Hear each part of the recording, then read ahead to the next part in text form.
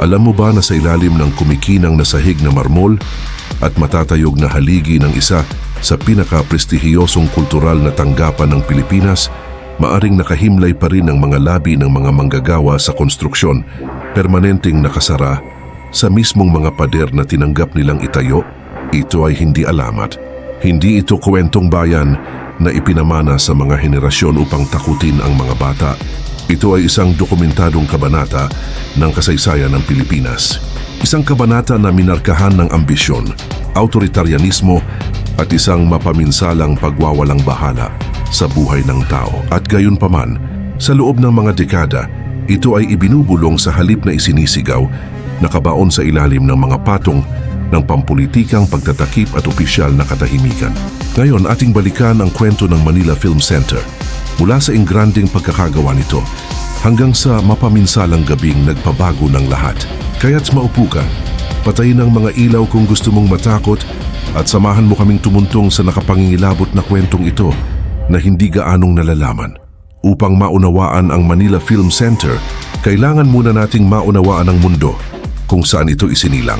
Taong 1981, ang Pilipinas ay nasa ilalim ng bakal na kamao ni Ferdinand Marcos na nagdeklara ng batas militar at namahala ng may autoritarian na kamay. Pagsapit ng unang bahagi ng dekada 1980, dumarami ang pandaigdigang panggigipit. Kailangan ng administrasyon ng isang simbolo upang ipakita ang lakas at kasaganaan sa mundo. Pumasok si Imelda Marcos, asawa ng Pangulo at ang pinakakitang mukha ng rehimen. Kilala sa kanyang labis na luho. Naniniwala siya na ang kagandahan at karangyaan ay mga instrumento ng kapangyarihang pampulitika na tinawag niyang edifice complex. Nakapagpatayo na siya ng ilang mga pandaigdigang klaseng lugar, ngunit noong 1981 ay may mas malaki pa siyang ideya. Ang Manila International Film Festival, kailangan niya ng pambihirang lugar na makakalaban sa Cannes, kaya ipinagawa niya ang Manila Film Center. Ang gusali ay dinisenyo upang maging napakaganda, na humango ng inspirasyon mula sa sinaunang Parthenon ng Greece. Nagtatampok ito ng matatayog na haligi, malalawak na hagdanan, at isang engranding interior na dinisenyo para sa libu-libong manunood. Ang gusali ay binalak para sa Cultural Center Complex sa kahabaan ng Roxas Boulevard sa Maynila. Isang pangunahing lokasyon sa harap ng tubig na nakaharap sa Look ng Maynila. Ito ay magiging isang bantayog sa kulturang Pilipino at sa lugar ng bansa sa pandaigdigang entablado. Ngunit may isang malaking problema. Ang Manila International Film Festival ay nakatakda sa Enero 1982. Hindi nagsimula ang konstruksyon hanggang kalagitnaan ng 1981. Ibig sabihin, mga 6 na buwan lamang. Isang imposibleng maikling panahon para sa isang gusali ng ganoong laki at pagiging komplikado. Sa industriya ng konstruksyon, may dahilan ang mga timeline. Kailangang gumaling ang semento, kailangang maayos na makabit ang mga scaffolding. Ang pagmamadali sa konstruksyon ay nangangahulugan ng pagtitipid sa mga hakbang, paglaktaw sa mga pagsusuri sa kaligtasan, at pagtulak sa mga tao ng lampas sa limitasyon ng ligtas na paggawa. Ngunit gusto ni Imelda Marcos, ang kanyang film festival, na ipadala na ang mga imbitasyon, inaasahan ang mga pandaigdigang bituin, at nanonood ang buong mundo. At kaya dahil sa isang deadline na hindi na mababago, nagpatuloy ang konstruksyon sa buong oras.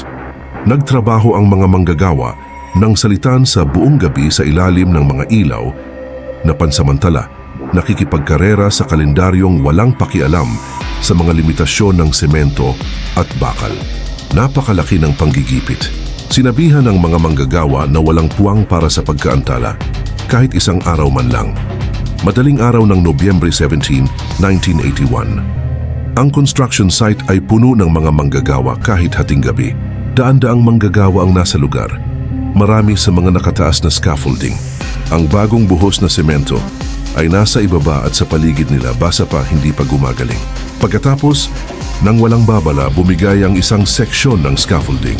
Sa isang iglap, 12 dosenang at posibleng mahigit 100 manggagawa ang nahulog. Ang istrukturang dapat sumuporta sa kanila ay sumuko sa ilalim ng pressure, bunga ng walang tigil na pagmamadali upang matugunan ang deadline. Nagmadaling pumasok ang mga rescuer sa gusali at nagsimulang maging malinaw ang laki ng nangyari. Pagkatapos, ayon sa maraming first-hand accounts, ginawa ang isang desisyon na nagmumulto sa Manila Film Center magpakailanman. Dumating ang utos mula sa itaas. Hindi titigil ang konstruksyon. Ang utos na ibinigay raw ay ito: ipagpatuloy ang pagbuhos ng semento. Huwag ipagpaliban ang konstruksyon. Hindi maaring ipagpaliban ang festival. Kung ang utos na ito ay nagmula mismo kay Imelda Marcos, sa isang project manager na kumikilos para sa kanya o sa ibang opisyal, ay nananatiling isang bagay ng makasaysayang debate. Ang hindi pinagtatalunan ay kung ano ang sumunod. Nagpatuloy ang pagbuhos ng semento. Ang mga manggagawang nailibing sa pagguho, ang ilan sa kanila ay maaaring buhay pa, ay naselyuhang magpakailanman sa ilalim ng mga bagong patong ng semento. Sa halip na ihinto ang konstruksyon upang makuha ang mga natrap, nagpatuloy ang gusali sa itaas at sa paligid nila. Agad na itinanggi ng gobyerno ni Marcos ang buong lawak ng trahedya. Kinilala ng mga opisyal na pahayag ang isang aksidente, ngunit labis na minamaliit ang bilang ng mga naapektuhan. Ang unang bilang ng gobyerno ay nagsabing iilang manggagawa lamang ang nasugatan o nawala. Ngunit ibang-iba ang kwento ng mga nakaligtas. Sa mga araw pagkatapos ng pagguho, nagsimulang magtipon sa labas ng construction site ang mga pamilya ng nawawalang manggagawa. Dumating sila upang hanapin ang mga ama, kapatid, anak at asawang lalaki na hindi nakauwi.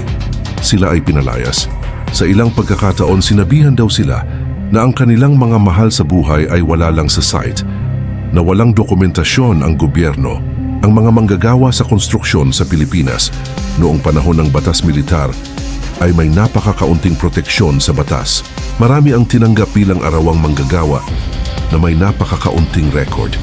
Dahil dito, naging napakadali na itago ang totoong laki ng sakun, ang mga pagtataya. Sa aktual na bilang ng mga manggagawang namatay ay mula 169 hanggang mahigit 200. Naniniwala ang ilang mananaliksik na maaaring mas mataas pa ang bilang dahil kontrolado ng gobyerno ni Marcos ang media. Walang independenteng pamamahayag ang malayang makapagsiyasat at makapagpalathala ng totoo noon. Ang mga pamilyang nagprotesta ay tahimik na pinakiusapan. Ang ilan ay binigyan ng areglo kapalit ng katahimikan. Ang iba ay walang takbuhan o tulong legal at nagpatuloy ang konstruksyon.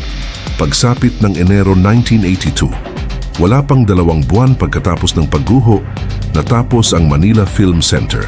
Napansin ng mga manggagawa at inhinyero na ang interior ay may mga palatandaan ng minadaling konstruksyon. Lumitaw ang mga bitak, hindi pantay ang mga pagtatapos. Ang gusali mismo ay tila bitbit ang bigat ng nangyari sa loob ng mga pader nito. Ngunit wala sa mga iyon ang mahalaga sa gabi ng pagbubukas. Ang kauna-unahang Manila International Film Festival ay binuksan noong Enero 1982 at sa lahat ng panlabas na anyo, ito ay isang tagumpay. Dumating ang mga pandaigdigang kilalang tao, ipinalabas ang mga pelikula, at pinangunahan ni Imelda Marcos ang mga magagarang party at reception. Ang Manila Film Center ay kumikinang sa ilalim ng mga kandelabra at ilaw na ang matatayog na haligi nito ay humahanga sa mga panauhin mula sa 12 ng bansa. Sa labas ng mundo, iyon mismo ang nais ni Imelda. Isang pahayag na ang Pilipinas ay isang sopistikado, mayamang kultura na bansa. Sa likod ng mga eksena, gayunpaman, mayroon ng mga bitak. Hindi lamang sa gusali, kundi sa kwento mismo. Pinigilan ang mga mamamahayag, pinatahimik ang mga manggagawa. Ang Manila Film Center, na itinayo sa ibabaw ng mga bangkay ng mga manggagawa, ay ginamit upang mag-screen ng mga pelikula at mag-aliw sa mga elite na nagpapakita ng kagandahan habang tinatakpan ang trahedyang pantao. Noong Pebrero 1986, pinilit ng People Power Revolution, isang malawakang mapayapang pag-aalsa, sina Ferdinand at Imelda Marcos na tumakas. Tapos na ang panahon ng batas militar. Sa pagbabagong pampulitika, ay dumating ang mabagal na pagharap sa katotohanan. Lumitaw ang mga dokumento, nagsalita ang mga nakaligtas, at nagsimulang lumutang sa media ang kwento ng Manila Film Center. Para sa maraming Pilipino, ito ay naging isang tiyak na simbolo ng kalupitan. Ang ideya na ang buhay ng tao ay mas mababa ang halaga kaysa sa isang deadline upang maprotektahan ang isang rehimen. Sa paglipas ng mga taon, ilang beses nagpalit ng kamay ang gusali, nagsilbing casino at entertainment venue bago tuluyang bumagsak sa matinding sira. Ang ingranding estrukturang itinayo sa napakalaking halaga ng sakripisyo ay nagsimulang magpakita ng edad at mga sugat nito. Imposibleng ikwento ito nang hindi tinutugunan ang mga multo. Ang mga security guard ay nagsasalita ng mga hindi maipaliwanag na tunog at yabag sa walang laman at umaalingaw-ngaw na mga pasilyo. Ang mga manggagawa ay naguulat ng bigla ang malamig na mga lugar at mga figura na nawawala kapag nilapitan. Ang pamana ng sentro ay nananatiling nakakatakot na paalala ng halaga ng pagpapanggap. Kahit maniwala ka sa paranormal o hindi maikakaila ang psikolohikal na bigat ng nangyari sa gusaling iyon. Daan-daang tao ang nawalan ng buhay sa estrukturang iyon. Ang kanilang mga pamilya ay hindi nakatanggap ng wastong pagkilala. Walang formal na alaala o opisyal na marker. Sa loob ng maraming taon, ang kanilang kwento ay nakabaon tulad ng mga ito mismo. Inilalarawan ng mga investigador ang isang kapaligiran na lubhang nakakabagabag, isang kombinasyon ng brutalistang arkitektura, pagkabulok at ang makasaysayang kaalaman sa nangyari doon. Ang tunay na katatakutan ng Manila Film Center ay hindi supernatural. Ito ay ganap lubhang makatao. Ngayon nakatayo pa rin ang Manila Film Center sa kahabaan ng Roxas Boulevard. Ang mga haliging inspirasyon ng Parthenon ay kita mula sa look. Ang mga pagsisikap na maibalik ito ay iminungkahi na nagtataas ng mga tanong. Paano natin pararangalan ang alaala ng mga nawala sa isang gusaling itinayo sa halaga ng kanilang mga buhay? Maari bang maging isang lugar ng kultura ang isang lugar ng trahedya? At posible bang gawin iyon nang walang lubusang paggamin sa katotohanan para sa mga pamilya ng mga manggagawang hindi kailanman opisyal na binilang o opisyal na iniyakan? Hindi ito mga abstract na tanong. Ang mga ito ay malalim na personal. Ang kwento ng Manila Film Center ay tungkol sa kapangyarihan at kawalan ng kapangyarihan, tungkol sa kung ano ang mangyayari kapag ang mga ambisyon ng may pribilehiyo ay inilagay kaysa sa kaligtasan ng mahihina. Ito ay isang paalala na ang mga estrukturang hinahangaan natin ay minsang itinatayo sa mga pundasyong nararapat ng higit na pagsisiyasat kaysa sa ibinibigay natin sa kanila. Ang gusali ay isang bantayog sa prestihiyo.